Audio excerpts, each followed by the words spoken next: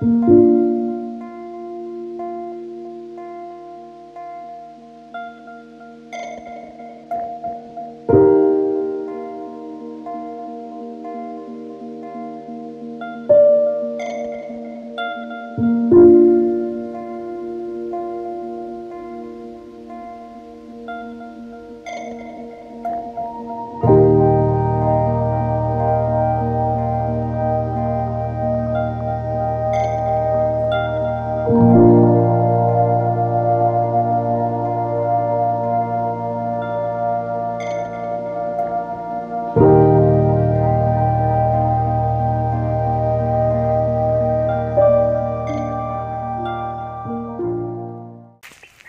भूषण दादा.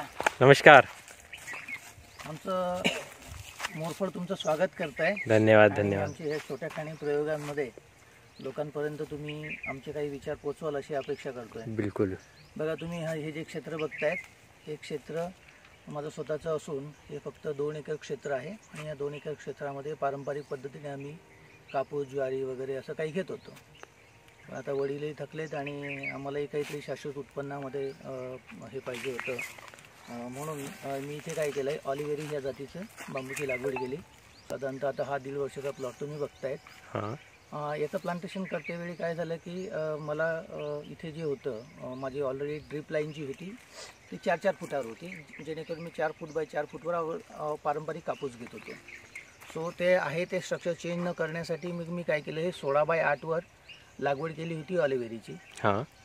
आणि मग त्या 16 बाय 8च्या आतमध्ये, त्या 8 फुटाच्या आतमध्ये मी काय केलं, एक शेवगा घेतला. जोपर्यंत माझा बांबू मोठा होतो तोपर्यंत मला शेवगा साधारणतः 2 वर्षाचं उत्पन्न देऊन जाईल. बरोबर. तुम्ही बघितलं असेल तर पहिला माझा शेवगा घेतला गेला आणि हा खोडवा जो आहे या वर्षाचा खोडवा आहे. तर बऱ्यापैकी जर तुम्ही बघितलं तर शेवग्याचं यावर्षी शेंगाचं उत्पन्न मला घेता आलं. सावलीमुळे थोडंसं मागच्या वर्षाच्या पेक्षा यावर्षी थोडंसं फरक आहे की उत्पन्नामध्ये, कारण फ्लॉवरिंग येण्यासाठी ऊन अपेक्षित. बरोबर. तो यावर्षी पाहिजे तसा शेवगा असा बहरला नाहीये. पण हा ठीक आहे की ॲटलिस्ट माझा खर्च त्याच्यातला भागला. बरोबर. दुसरं याच्यात माझं ऑलरेडी मध्ये कापूस होता, ते कापसाचं मला उत्पन्न मिळालं. कापसानंतर काय केलं आम्ही की इथे हरभरा टाकलाय. हरभऱ्याला काय करतोय की मी पाटपाणी देतोय. पाटपाणी दिल्यामुळे 2 गोष्टी होतील की आता मला ह्या बांबूचं मॉइश्चर जे आहे ते मेंटेन होईल जमिनीतलं. बरोबर. आणि चांगल्या प्रकारचे जर तुम्ही बघितलं असाल तर आता या सीझनमध्ये चांगले पाटपाणी दिल्यामुळे नवीन शूट येत आहेत. हो. आणि खूप असं हेल्दी शूट त्याच्यामुळे मिळतील. आणि नवीन आता पावसाळ्यापर्यंत हे शूट जे आहेत परत पावसाळ्याच्या वेळेस ज्यावेळेस शूटिंग सायकल असेल त्यावेळेस ते परत रिजनरेट होतील. बरोबर. त्याच्यापासून नवीन अजून पिढी पुढे तयार होईल. सो म्हणजे वर्षातून 2दा आपण ही शूटिंग सायकल आपण त्याच्यातून घेऊ शकतो. बरोबर. आणि रिकमेंडेड असंच आहे की सुरुवातीचे 3 वर्ष जेवढे जास्त तुम्ही शूटिंग सायकल घेणार, जेवढं ते बेट मोठं करणार, बरोबर, तेवढं चांगलं आहे. कारण त्याला तसा एक म्हणतात ना, एक बायोमास तयार होईल. जेवढा बायोमास जास्त बांबूला तेवढं त्याच्यातून प्रकाश संश्लेषण जास्त होईल आणि नवीन फुटव्यांना याला वाव मिळेल. बरोबर. हे एक असं आहे. याच्यामध्ये आम्ही काय केलंय की ह्या 2 वर्षापासून की एक दाणाही आम्ही रासायनिक वापरलेलं नाहीये. ओके. इव्हन आम्ही कापसालाही, मी मान्य करतो कापसाचं उत्पन्न कमी झालंय, परंतु मला हे ऑर्गॅनिक शेतीमध्ये कन्वर्ट व्हायचं होतं. आणि आता जवळजवळ 3 वर्षापासून आम्ही हे सगळं सेंद्रिय शेतीमध्ये इथे कन्वर्ट झालं. याचा फायदा असा आहे की मला घरात लागणाऱ्या ज्या काही छोट्या छोट्या वस्तू आहेत, उदाहरणार्थ जसं तुम्ही बघितलं तर आम्ही मिरची लावलेली आहे. हो. मिरची नंतर समजा वांगी लावलेली आहे. बरोबर. ठिकठिकाणी. ओके. टोमॅटो लावलेले आहेत. त्याच्यानंतर काय केलंय की या इकडे दाखवतो, म्हणजे जे घरात लागणारं आहे अशा सगळ्या वस्तू आम्ही काय केल्या ह्या बांधावर, मग कुठे मुळा असेल, कुठे वांग असेल, असं हे सगळं लावलेलं आहे. ओके. तुम्ही बघत असाल. अजून एक मी प्रयोग याच्यात केला होता की बांबू आणि पपई येऊ शकते का. सो बांबू आणि पपईचं उदाहरण म्हटलं तर ओके, येस, येते. बऱ्यापैकी आम्ही बांबू आणि पपईचं सक्सेसफुल मॉडेल इथे बघितलं. ही पूर्ण रो जी आहे बांबू आणि पपई मी मिश्र शेती केली होती.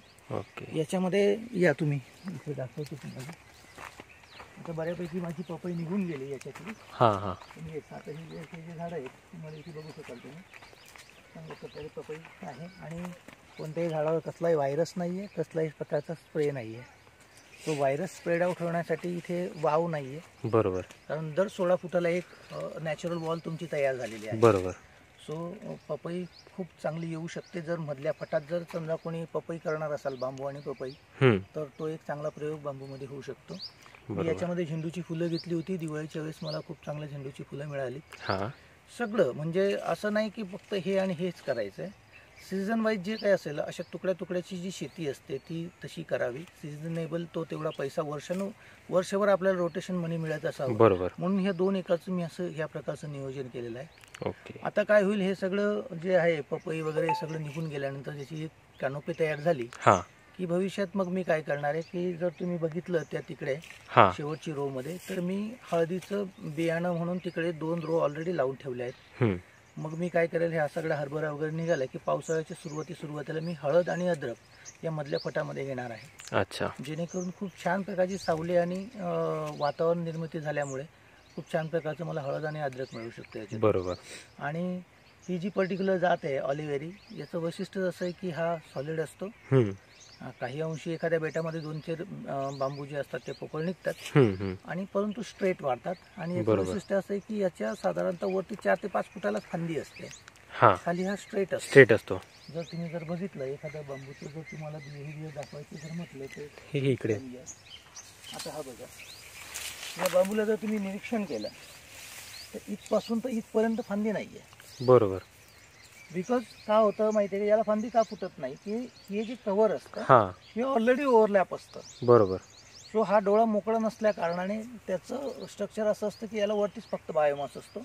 बरोबर. म्हणून जर समजा 3-4 वर्षानंतर जर बघितलं तर ही कदाचित शेती नारळासारखी पण दिसू शकते. बरोबर. खाली सगळं मोकळं सरळ बांबू आणि वरतीच फक्त याची कॅनोपी असेल. बरोबर. सो या प्रकारची जर शेती आपण जर करायची म्हटली तर ती सुटसुटीत वाटेल. आतमध्ये आपल्याला मेंटेनन्ससाठी इश्यू येणार नाही. बरोबर. आणि तोडायला सोपा जाईल. बरोबर. सो म्हणून आम्ही हे जी आहे ऑलिव्हेरीची शेती केली आहे. खूप छान बांबू आहे आणि जर स्वतः काही व्हॅल्यू ॲडिशन करायचं असेल तर खूप चांगला पैसा शेतकरी कमवू शकतात. बरोबर. बरोबर. याच्यामध्ये तुम्ही आता जसं आता व्हेरायटी अलग अलग इंटरक्रॉपिंग घेत आहे, तर ती कुठली कुठली एकदा तुम्ही लिस्टमध्ये असं सांगा. बघा, अगोदर काय होतं, ज्यावेळेस आम्ही शेवगा लागवड केली होती, शेवगा लागवड झाल्यानंतर मग मी त्याच्यामध्ये बांबू लागवड केली होती. मग शेवगा आणि गहू हे माझं मिश्र पीक होतं. ओके. तदनंतर मग काय झालं की 2 शेवग्यामध्ये मी गहू निघाल्यानंतर ऑलिव्हेरी प्लांटेशन केलं. ऑलिव्हेरी प्लांटेशन झाल्यानंतर मग ते पावसाळ्यात आम्ही कापूस घेतला. कापूस झाल्यानंतर मग परत त्याच्यावर आम्ही त्याच्यानंतर काहीच घेतलं नाही. कापसानंतर परत दुसऱ्या वर्षी कापूस घेतला. या वर्षी आता कापूस निघाल्यानंतर मग त्याच्यात आम्ही हे घेतोय, हरभरा. ओके. अच्छा. आणि तुमची ही जी बांबूची याची एज किती आहे आता? आता 1.5 वर्ष आहे. आता 1.5 वर्ष आहे. ओके. शेवगा 2 वर्षाचा आहे आणि बांबू जो आहे तो 1.5 वर्षाचा आहे. तर आता जसं तुम्ही शेवगा आणि बांबू यांचं तुमचं एकदा मला डिस्टन्स सांगून द्या आधी. तुमचं बांबूमध्ये किती डिस्टन्स आहे? हे जे अंतर आहे 16 फुटाचं आहे. ओके. मध्ये तुमच्या 4-4 फुटाच्या 3 माझ्या ड्रीप लाईन आहेत. आणि बांबू ते बांबू हे 8 फुटाचा आहे. 8 फुटाचा आहे. आणि ते 8 फुटामध्ये एक जो आहे तो शेवगा आहे 4 फुटावर. म्हणजे 4 फुटावर बांबू आहे, 4 फुटावर शेवगा आहे, 4 फुटावर बांबू 4 फुटावर शेवगा. तसंच पपईचा आणि इतर प्लांटचा पण. तसंच पपईचा आणि इतर प्लांटचा आहे. म्हणजे 2 बांबू मध्ये मला जे काही टाकता येत असेल ते मी टाकलंय. त्याचा उद्देश असा नव्हता की हे ते यायलाच पाहिजे, एक प्रयोग म्हणून आहे. प्रयोग म्हणून की हे येऊ शकतं का, हे येऊ शकतं का, हे येऊ शकतं का. बरोबर. आपला R&D पर्पज म्हणून. येस. म्हणून मी काय केलं, इथे सगळे प्रयोग इथे करून बघितले. मग मी आता झेंडू घेऊन बघितला, वाल घेऊन बघितला. वाल पापडी तुम्ही जर तिकडे गेलात तर वाल आहे, वाल पण खूप छान येतो. याच्यामध्ये एरंडी जर करायची म्हटली तर एरंडीचा पण आम्ही प्रयोग केला होता. एरंडी पण खूप छान येतं. ओके. एरंडीची पण झाडं आहेत आपल्याकडे. सुरुवातीचं पहिली जी रो आहे तिकडे एरंडीचं पण आहे. तर एरंडी आणि बांबू पण खूप छान येतो. अच्छा. ते पण एक उत्पन्न छान आहे. ओके. आणि साईडला जर तुम्ही बघितलं तर एरंडी खूप छान येतं. तर एरंडी आणि गुजरात हे एरंडी आणि बांबू हे गुजरात या भागामध्ये आपल्याला सजेस्टेबल आहे, जास्त प्रमाणात मिळणार तिकडे. अच्छा. आणि तुम्ही या सगळ्यांना पाण्याची सोय, जसं मला ड्रीप पण दिसते आणि काही ठिकाणी पट पाणी पण दिसतंय, तर तुम्ही याच्यातून तुमचं काय म्हणजे ठरलंय, म्हणजे तसं शेतकऱ्यांना जर सांगायचं राहिलं तर मग आपण बेस्ट काय म्हणू शकतो? दोघांची रिझल्ट अलग अलग आहे. पाणी जर मुबलक प्रमाणात असेल हां, तर पाट पाणी दिल्यामुळे काय होतं की ह्या बांबूची रूट आता इथे आहे, बरोबर, आणि ड्रीप त्याला पाणी इथे देणार आहे. बरोबर. जर मुबलक पाणी असेल तर महिन्यातून एकदा पाट पाणी जर दिलं तर बरं आहे, बरोबर. पण जर समजा पाण्याची वाणव असेल, लिमिटेड पाणी असेल, तर मग फक्त जमिनीतलं मॉइश्चर मेंटेन करण्यासाठी झाडाजवळ तुम्ही ड्रीपने चालू केलं तरी पुरेसं प्रमाण आहे. आता माझ्याकडे पाणी थोडंसं मुबलक आहे, त्याच्यामुळे मग मी हरभरा घेतोच आहे. पाणी नुसतं मोकळे सोडण्यापेक्षा बरोबर हरभरा टाकून दिला, जे आलं ते आलं. बरोबर.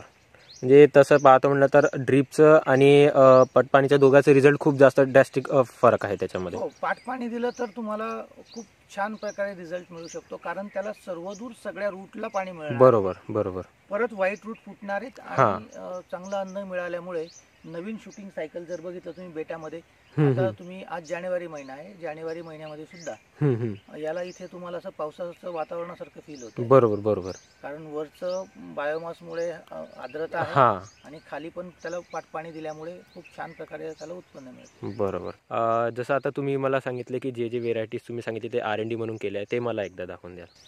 ओके, बघा पपई बघितला, शेवगा पण बघितला आपण, शेवगा बघितला, पपई बघितली, मिरची बघितली, तुम्ही वांग बघितलं. हो.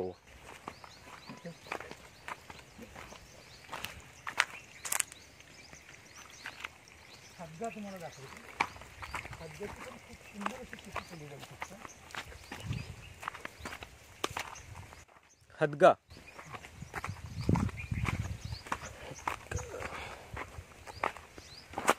आता बघा, या रो मध्ये मी काय केलं होतं,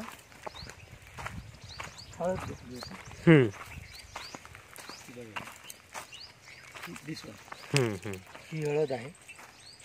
तिकडे ही 2 ओळी ज्या होत्या त्या हळदीच्या आहेत. इथे आतमध्ये जे आहेत हे आम्ही उन्हाळी उडीद घेतलाय या ड्रीप मध्ये. ओके, कारण जेवढं आपल्याला मुबलक पाणी आहे तेवढं आपण हरभरा घेतोय. बरोबर. पाणी जर कमी पडलं तर मग आपण हा उडीद जो आहे तो ड्रीपवर घेऊ शकतो. ओके. ओके. तदनंतर बांबू आणि एरंडी म्हणतात ना, तर हा एक होता. ही जी रो आहे ही एरंडीची आहे. ही बघा, ही एरंडी आहे. Okay, okay. हे एरंडी बांबूमध्ये तुम्ही घेऊ शकतात. मधल्या याच्यामध्ये खूप छान उत्पन्न मिळतं एरंडीचं सुद्धा.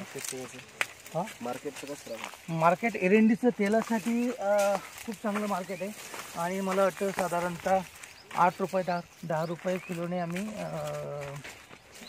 एरंडी देऊ शकतो. मार्केटमध्ये विकली जाते. हा तुम्ही शेवगा बघाल, तिथे शेवग्याची जी वाढ आहे ती अप्रतिम आहे. वाल जो म्हणतो ना आपण, वाल,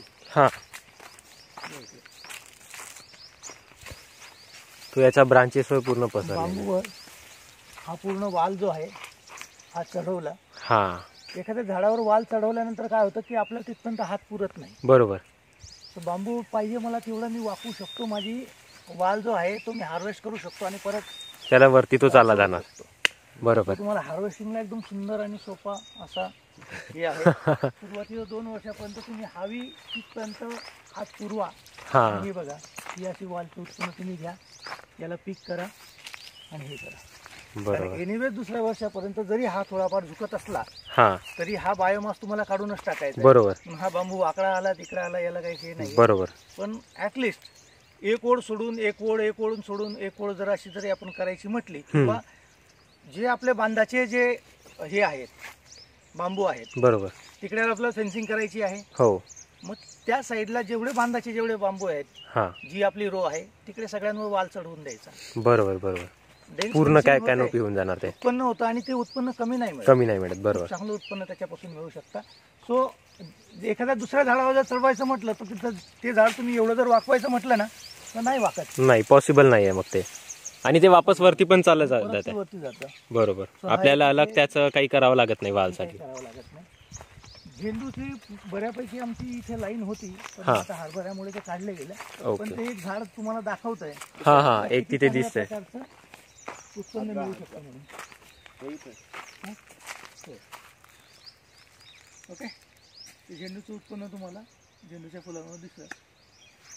पपई जर म्हटली तर पपईचं बरोबर, हम्म. हे पपईचं घड तुम्ही बघू शकता. याच्या बाजूलाच इथे आपला हादगा आहे. या हादग्याच्या फुलांची छान प्रकारे भाजी आणि मार्केट व्हॅल्यू पण याला खूप चांगली आहे.